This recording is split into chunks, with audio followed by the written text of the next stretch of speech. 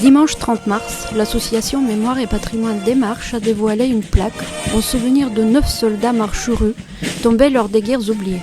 Guerre d'Italie, guerre de Crimée et celle de 1870.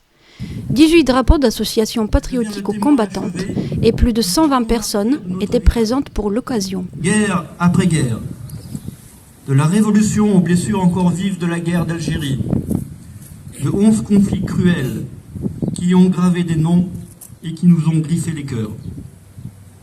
Lalage Louis. Mort pour la liberté. Hugo Louis.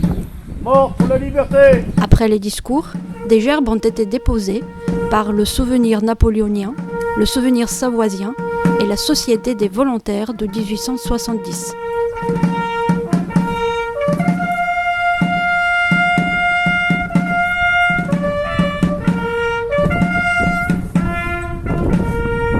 Les uniformes de Militaria Sabaudier et de Savoie Militaria, ainsi que la fanfare d'Albens, ont animé la matinée.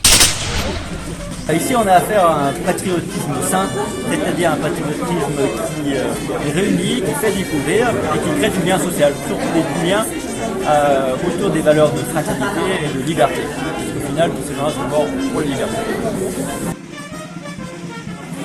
Alors c'est très important puisque pour une première fois, nous avons enfin en France un monument qui va recueillir tous les morts depuis la Révolution jusqu'à aujourd'hui.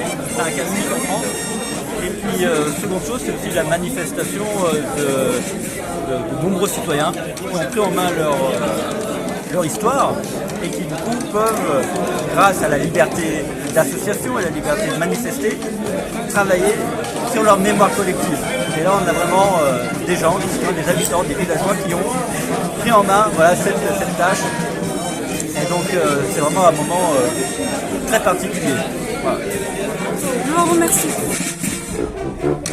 Pour la première fois en France, un village reconnaît enfin tous ces morts de toutes les guerres.